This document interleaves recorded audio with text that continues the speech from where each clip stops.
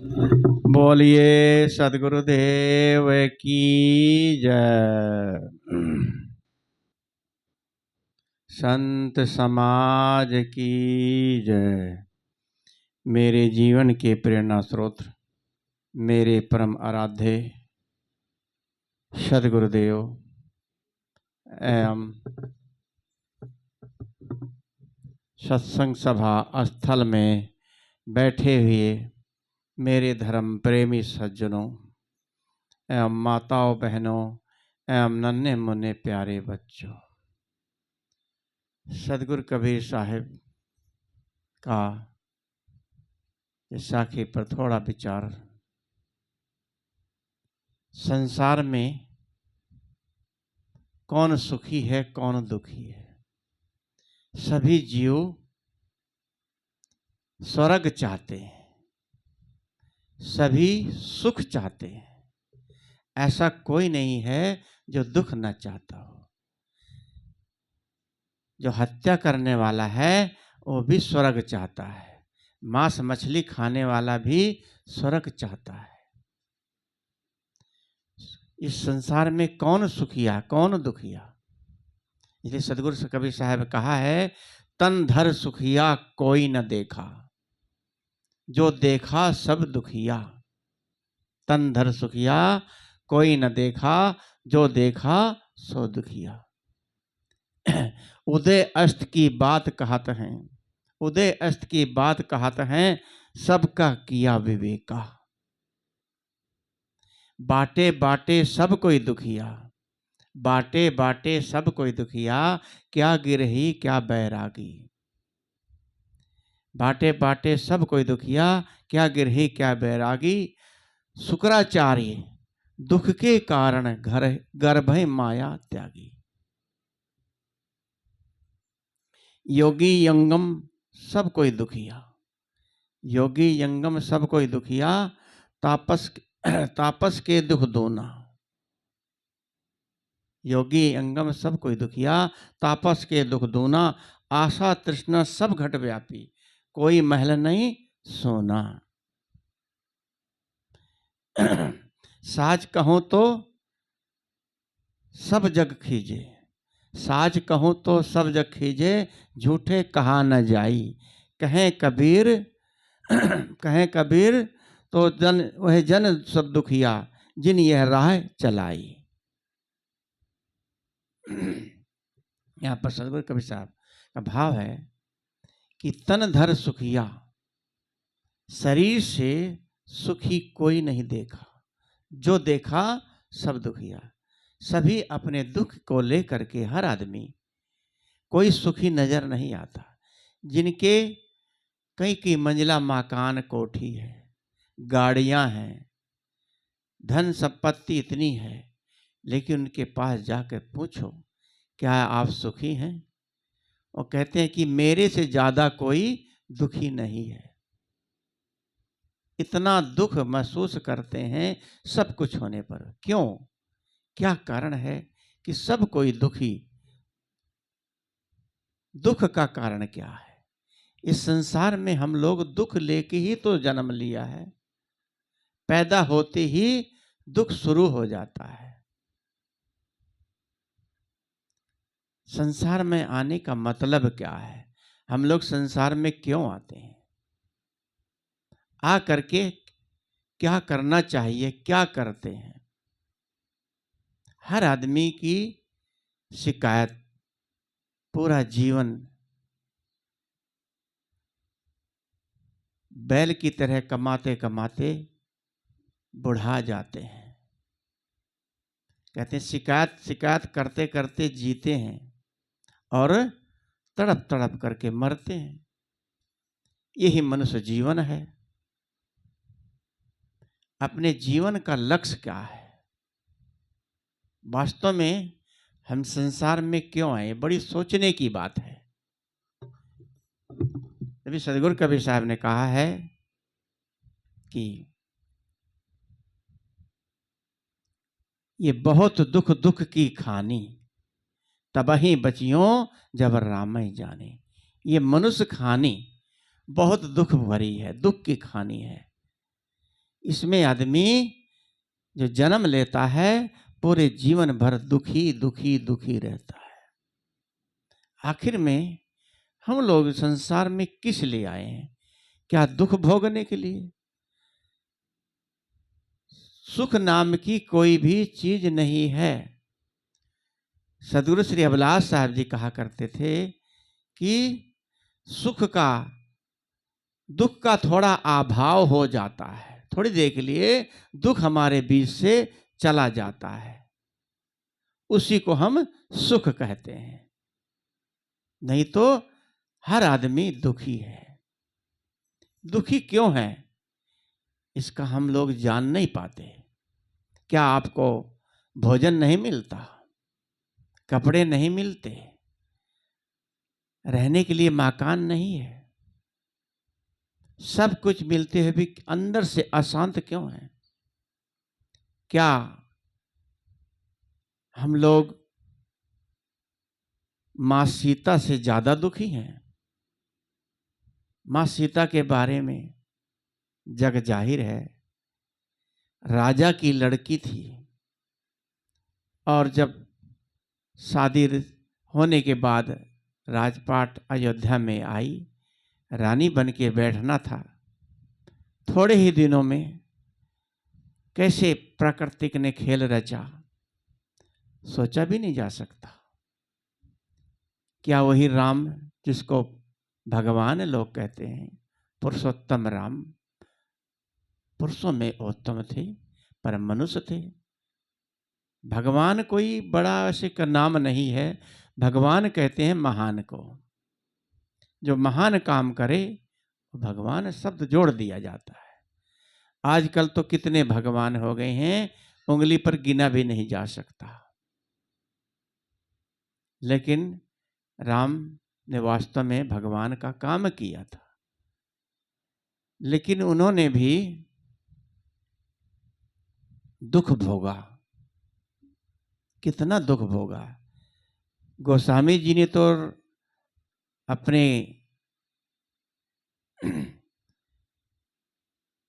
मानस में लिखा है, जब मां सीता को रावण हर के ले गया उठा करके, तो राम बन बन रोते फिरे और चिड़ियों से, पक्षियों से, पेड़ों पौधे से पूछते फिरे, हे खग मृग, हे मधुश्रेणी, तुम क्या देखी सीता मृगनयनी। कवि की कल्पना है, ऐसा ज्ञानी विवेकी ऐसा कर भी नहीं सकता। जिसने 1 मिनट में तिनके की तरह राजपाट को छोड़ करके पिता की आज्ञा का पालन करके जंगल को चले गए और उनकी पत्नी मां सीता जो थी, ऐसे राजकुमारी और आकर के वहां की रानी बनना था, उसने भी अपने पति के साथ वो भी वन को चली गई। और वहां पर जंगल में, कहीं किसी गांव में नहीं गए, जंगल में अपने आप जंगल से कुछ फल फ्रूट लाते खाते और लकड़ी बिन के लाती सीता, भोजन बनाती। जिसने कभी चूल्हा तक नहीं जला, उस जमाने में कोई गैस सिलेंडर थोड़े ही था, और लकड़ी चुग के लाती, भोजन बनाती और जंगल में ही रहते सोते, कंकड़ों पर कांटों पर चलना पड़ता, सोना पड़ता। कितना दुख उठाया। और उसके बाद कुछ दिनों बाद रावण उठा ले गया। वहां लंका में रही, वहां भी बहुत दुखी रही, पूरा जीवन उसका दुख भरा रहा। जब वहां से राम ने रावण को मार करके सीता को लेके आए, राम ने उनकी परीक्षा ली कि तुम रावण के यहां रही, क्या तुम सुखी ठीक ठाक थी? प्राय पतियों को शंका तो होती ही है, लेकिन पत्नी को भी होना चाहिए कि मैं इतने दिन आपसे अलग रही, आप भी अपने आप को साबित करें कि मैं ठीक था। लेकिन पहले के जमाने में स्त्रियों को बहुत ही मतलब कि हर तरह से नीचे रखा जाता था और वो पति को परमेश्वर मानती थी, पति का आज्ञा का पालन करना होता था। उसने कसम खाई, अग्नि की साक्षी मान के राम ले आए, कोई बात नहीं। लेकिन कुछ दिनों बाद लोगों के कहने पर फिर राम ने इसको त्याग दिया। त्यागना अच्छा किया बुरा किया वो अलग बात है, लेकिन माँ सीता फिर जंगल में गई, फिर दुखी जीवन भर रही। हम लोगों को क्या वनवास मिला है, भोजन नहीं मिलता, लेकिन अंदर से फिर भी दुखी नजर आते हैं। तभी सदगुरु कबीर साहब यहाँ कहते हैं कि तन धर सुखिया कोई न देखा, सब देखा सब जो देखा सब दुखिया। उदय अस्त की बात कहते हैं, सबका किया विवेका। उदय अस्त की, दुनिया के छोर की बात करते हैं। ऐसे बड़े बड़े ज्ञान हाँकते हैं, बड़े बड़े जो महागुरु हैं, जगत गुरु हैं, ऐसे ऐसे ज्ञान झाड़ते हैं कि आप लोग हमारी बात को मानो और हमारे पास आ जाओ और तुम्हारा कल्याण मुक्ति हम कर देंगे। अपनी मुक्ति तो नहीं कर पाते, लेकिन दूसरों को कल्याण का मार्ग जरूर बताते हैं। जब इस सदगुरु ने कहा आप ही खारी खात हैं बेचत फिरत कपूर। दूसरों को तो इतना ज्ञान देते हैं, लेकिन स्वयं अपना रहन सहन कैसा है आज देखने से ही पता लग रहा है। ऐसे ऐसे जगत गुरु का क्या हाल हो रहा है। प्रकृति कभी किसी को क्षमा नहीं करती। उदय अस्त की बात कहते हैं, ऐसी ऐसी बातें करते हैं कि जैसे उनसे बड़ा कोई ज्ञानी नहीं है। बहुत विवेक की बातें करते हैं। जैसे सदगुरु के बाटे बाटे सब कोई दुखिया, हर जगह जहां देखो वहीं सब दुखी हैं। बाटे बाटे सब कोई दुखिया, क्या गिरही क्या बैरागी, क्या गृहस्थी है क्या विरक्ति है, सबको दुख है। कोई अपने परिवार से दुखी है, कोई अपने पति से दुखी है, कोई पत्नी से दुखी है, कोई बेटे से दुखी है, कोई पड़ोसी से दुखी है। इसने इतना घर मकान कहाँ से बना लिया, गाड़ी ले आया, कार ले आया। तो सब चीजों को देख देख करके आदमी एक दूसरे की राग देश की आग में जल रहा है। अहंकार की आग में जलत सब संसार। तो बाटे बाटे सब कोई दुखिया, क्या गिरही क्या बैरागी। बैरागी संत महात्मा भी जो हैं वो भी दुखी हैं, वो भी सुखी नहीं है। सुख नाम की चीज नहीं है। किसी को तो यहाँ इस आश्रम का हम महंत बन जाएं और मेरे को यहाँ नीचे बैठा दिया गया, ऊंचा आसन नहीं दिया गया, मान सम्मान नहीं हुआ। इन सब चीजों को लेके बड़े बड़े बैरागी संत महात्मा भी दुखी रहते हैं। मेरा चेला मेरा कहना नहीं मानता, परिवार के लोग मेरा कहना नहीं मानते, मैं घर का बड़ा मुखिया हूं, मेरे हुक्म का पालन होना चाहिए, जैसा मैं कहूं वैसा ही हो। इन सब चीजों को लेकर के हम लोग अंदर ही अंदर बहुत पीड़ित रहते हैं। कितने लोग तो दुख के कारण सह नहीं जाता, आत्महत्या कर लेते हैं, फांसी लगा लेते हैं, जहर खा लेते हैं। कारण क्या है?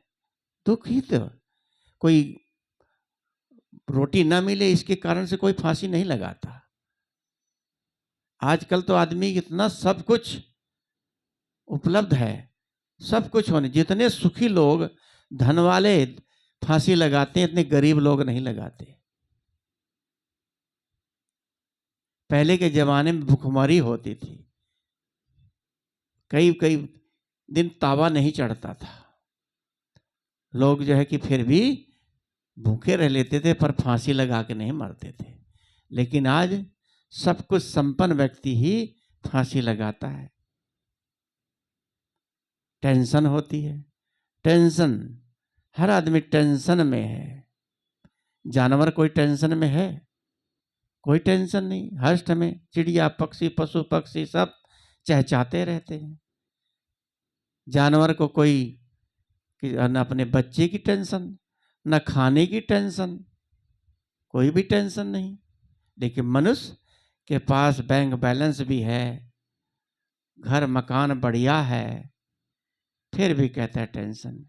कई माताएं बुढ़िया कहती महाराज टेंशन है, टेंशन भी नहीं कहना जानती, कई लोग अनपढ़ हैं, पर कहती टेंशन है। कि टेंशन रहती है, किस बात की टेंशन रहती है? बेटा कहने में नहीं है, बहू कहने में नहीं है, अलग हो गए, जैसा हम कहते वैसे करते नहीं है।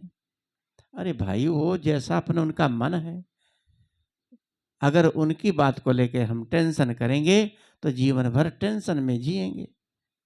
कौन यहां कौन किसका है? सब यहां रिश्ते नाते, सब एक दूसरे से रिश्ते नाते बनाए गए हैं, कोई किसी का नहीं है।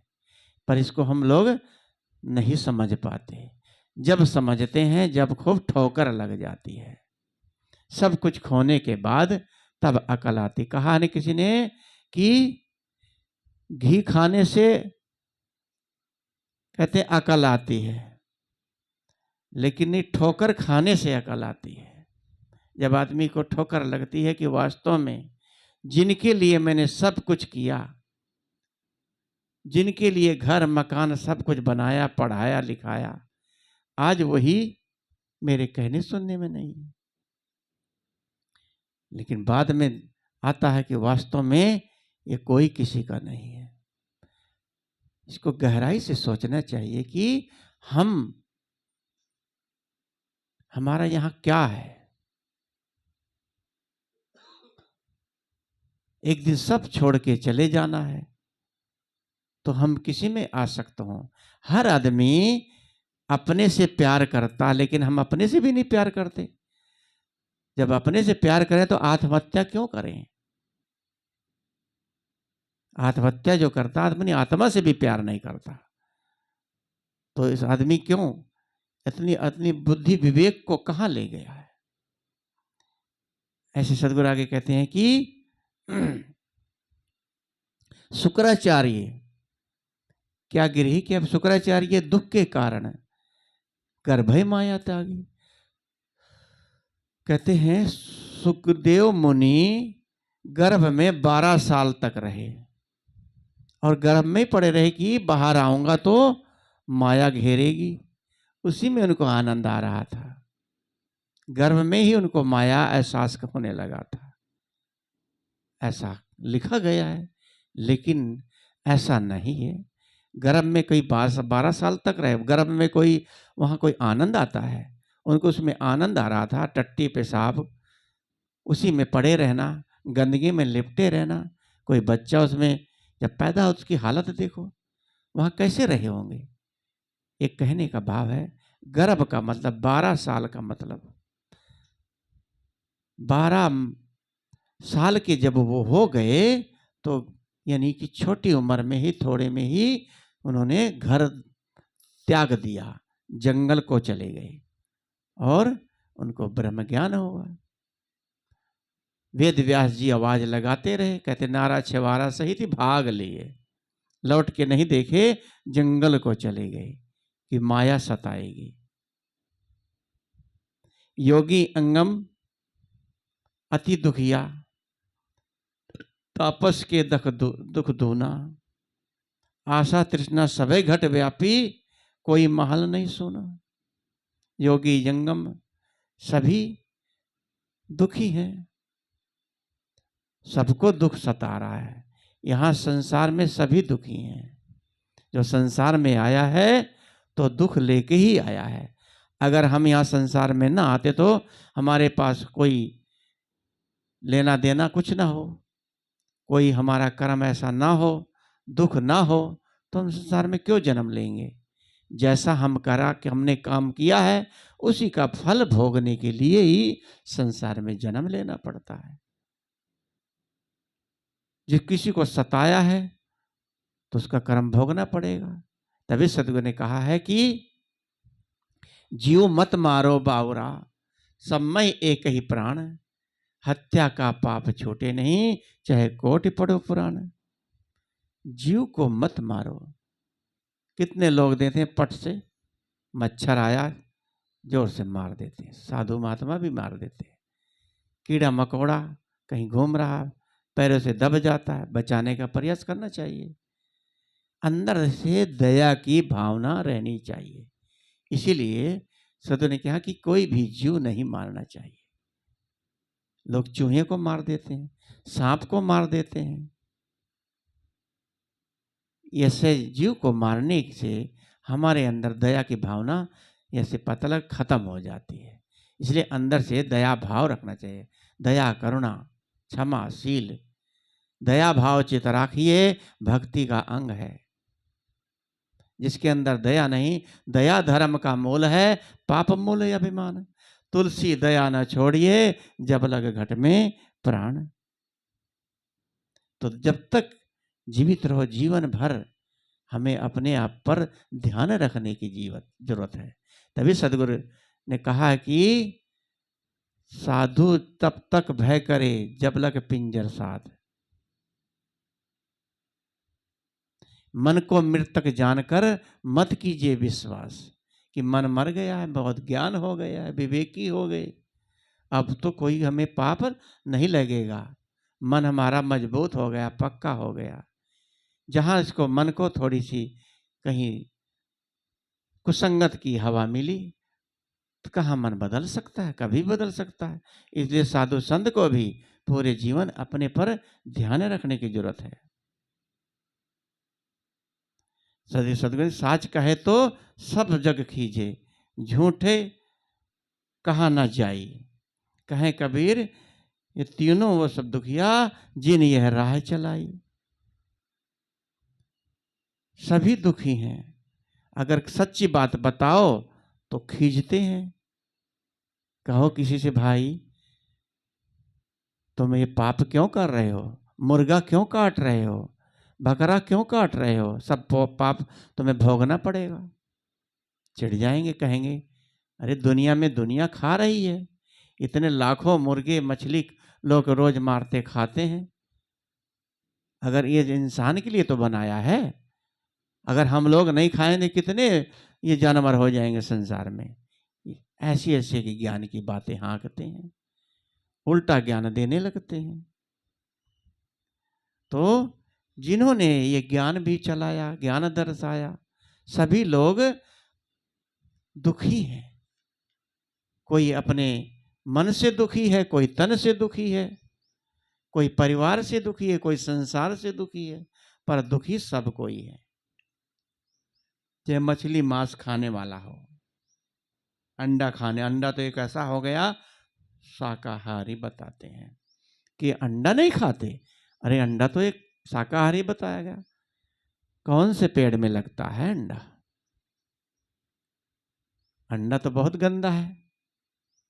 किसी भी जीव को मारना ठीक नहीं। लेकिन मछली खाने वाला भी नरक नहीं जाना चाहता है।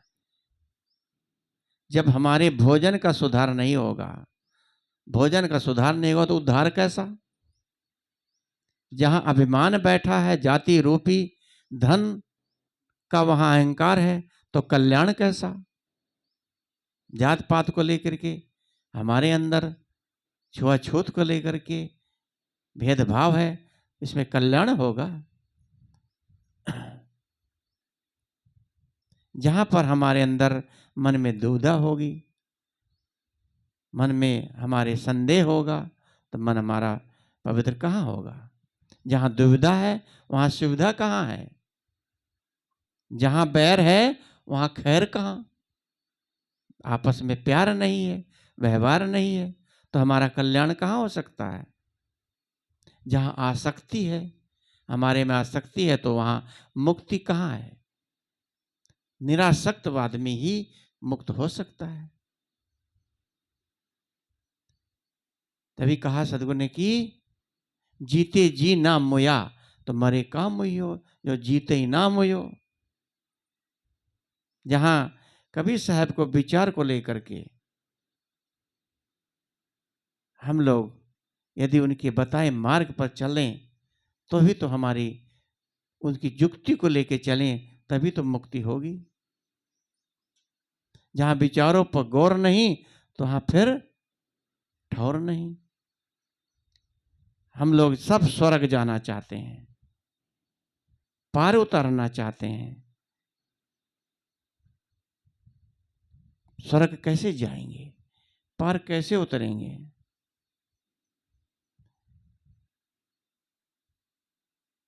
अपने में स्थित जब तक नहीं होंगे, स्वयं में जाना ही स्वर्ग है। मन को ठीक रखना ही स्वर्ग है। आने जाने को स्वर्ग नरक और हर जाने को नाय। अनजाने को स्वर्ग नरक, अनजाने को नाय। यही डर से सब लोग डरत हैं, सो हमरे डरना है। आने जाने को स्वर्ग है, अपने जीते जी अपना कल्याण करना, राग देश से दूर रहना, अपने में स्थित होना स्वर्ग है। मोह का क्षय हो जाना ही मोक्ष है। इसलिए सदगुरु ने यहाँ पर कहा कि हर आदमी दुखी है। दुखी क्यों है, इसको हमें सोचना चाहिए। हमें कौन सा दुख है, आखिर में अंदर से हम क्या चाहते हैं? जब तक हमारे अंदर भक्ति का भाव नहीं होगा, दया का भाव नहीं होगा, तब तक अंदर से हम अशांत रहेंगे। सब कुछ मिल जाने पर भी अंदर से ऐसा लगता है जैसे कुछ चाहिए। मान लो हम लोग सत्संग नहीं किया, ध्यान नहीं किया, तो अंदर से भी ऐसा लगता आज ध्यान नहीं किया, आज सत्संग नहीं किया। तो हमें ऐसे अपने मन को बनाना चाहिए, डेली नित्य प्रतिदिन बैठ करके अपने मन को शांत होकर के अपने मन को देखना है। कुछ देखना नहीं अंदर, कोई भगवान परमात्मा अंदर नहीं बैठा है, कुछ पाना नहीं है। जब खोया नहीं तो पाना क्या है? पाना कहे सो बावरा, खोना कहे सो खूर। पाना खोना कुछ नहीं, वो तो है भरपूर, और तो भरपूर है, उसको समझना है। वो खोया नहीं है, सिर्फ स्मृति है हमारी, अपने उसी को समझना है। विस्मृत हो गया है, इसलिए हम जागें, अपने को समझें, तभी हम अपना जीवन कल्याण में बना सकते हैं। इन्हीं शब्दों के साथ अपनी वाणी को विराम देता हूँ। बोलिए सद्गुरुदेव की जय। वंदन है जी गुरुदेव आपको, वंदन है वंदन।